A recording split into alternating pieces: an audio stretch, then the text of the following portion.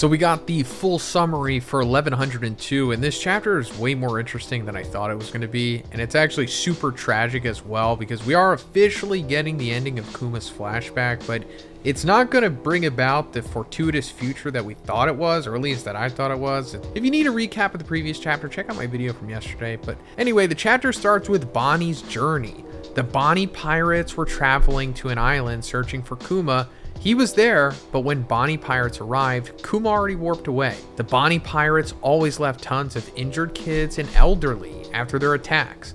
They were actually Marines transformed by Bonnie's powers, so Marines believed that they were really evil pirates. Kuma was aware that Bonnie was looking for him, but he decided that he couldn't meet her. Cut to the scene where Luffy got his first bounty. We could see Luffy's reaction, and the reaction page showed in Jump Festa 2024. So in case you guys missed it, Oda leaked a page from this chapter at Jump Festa, and we kind of just see some things that connect other parts of the story. This is happening like around the time Luffy had defeated Arlong, because we're seeing like Ace and Jinbei reacting to Luffy's new bounty after he defeated Arlong, like Jinbei surprised by it. Then we see Sabo talking to Dragon, and he's like, Logtown, why are you going there? And it's like, yeah, this explains why Dragon went to Logtown to randomly save Luffy. Shortly after that, during Enies Lobby incident, Kuma visited Vegapunk in Egghead Island. Vegapunk showed him an army of pacifistas being produced, and they talked about Enies Lobby incident. Kuma revealed to Vegapunk that Luffy is Dragon's son.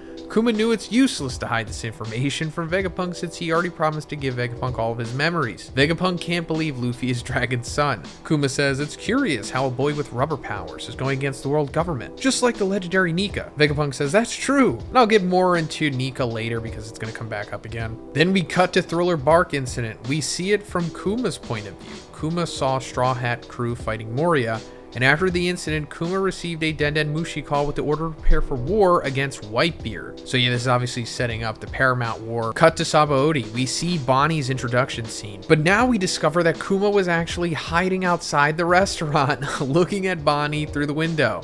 Kuma smiled when he saw Bonnie, and he said she's grown into a strong pirate. So yeah, Kuma, king of the retcons here.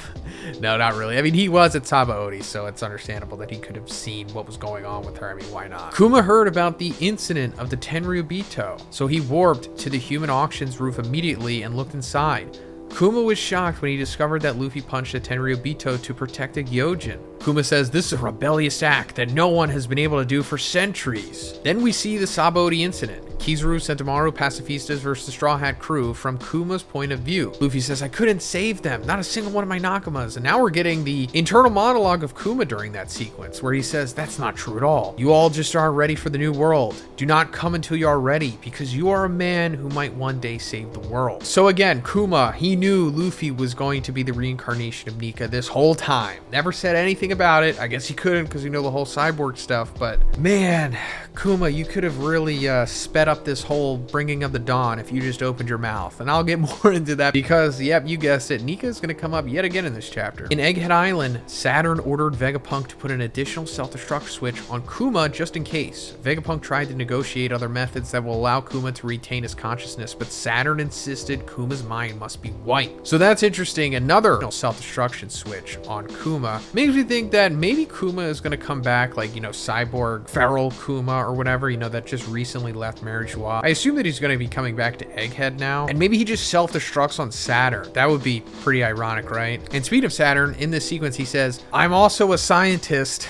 It's useless that you try to lie to me, Vegapunk. So yeah, that confirms that Saturn is a real scientist, quote unquote, because when we found out the Gorosei's real names, they were all like the warrior god of something, and like Saturn is the warrior god of science and defense. So I guess that means that the rest of them are actually what pertains to their title, like Venus Juro, you know, Samurai Gandhi, he's like the warrior god of finance, so he's gonna be like, you know, I'm an accountant, don't try to lie to me about this money. But I also think that Saturn is probably capping about being a scientist. He's probably a scientist in the same way that like Steve Jobs was an engineer, meaning that he wasn't at all, and he kind of just took other people's ideas and passed it off as his own. On the last day of his normal life, just before the Summit War of Marineford, Kuma and Vegapunk said goodbye to each other, and Vegapunk programmed Kuma to go fight Whitebeard pirates in the war, but Kuma asked Vegapunk to program him to protect Thousand Sunny too. too. Kuma says, I would love to see the Straw Hats' growth, but since I can't do it, at least I want to protect their home. So that is it. That explains why Kuma protected the Thousand Sunny for 2 years straight on Sabaody while the Straw Hats went to go train and get stronger. It was because he knew he was Nika the whole time. Vegapunk says, Kuma, why do you have so much faith in Luffy? Kuma says, I know Nika is just a legend, but I promised Bonnie that one day a warrior of liberation will come to free her. Luffy's actions move me. I think he's a man who might end up changing the seas one day. So it's like, why didn't you just tell Luffy that he had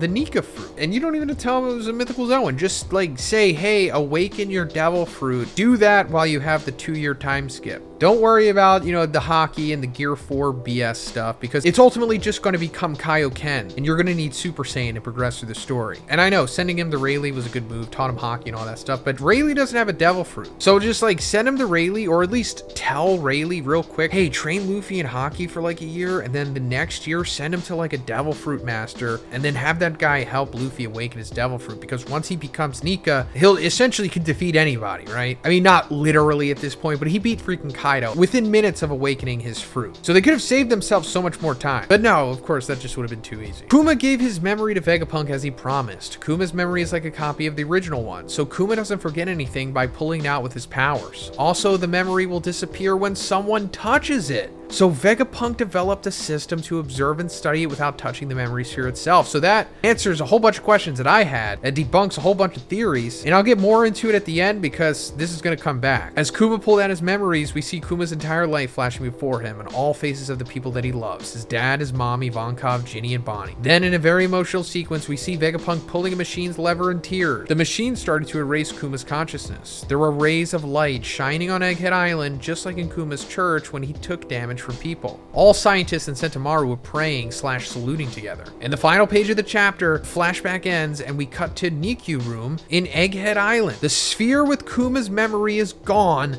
and Bonnie is crying on the floor. Chapter ends with Kuma's final words that he asked Vegapunk to tell Bonnie. The chapter ends with Kuma's final words that he asked Vegapunk to tell Bonnie. Happy 10th birthday, Bonnie. End of chapter. So, yeah, Kuma's not coming back now. I thought there was a chance with the memory sphere thing, but no, if you touch it, it's just gone. And the one who touched it was Bonnie. And she's like crying on the floor now, and it's like Bonnie inadvertently killed Kuma, which is hilarious. I don't know if Oda necessarily wanted it to be viewed this way, but this is literally what it is. Bonnie killed Kuma. Also killed any chance of Kuma possibly coming back by his memories being put into like a clone of himself or a robot. And I talked about it in my previous spoilers video that, why not make a clone of Kuma, not like a non-pacifista, like a full-blown, Stussy clone. But maybe that still might happen. I don't know. Did Vegapunk make a backup of his memories, which I doubt, but I'm thinking Kuma is like dead at this point. And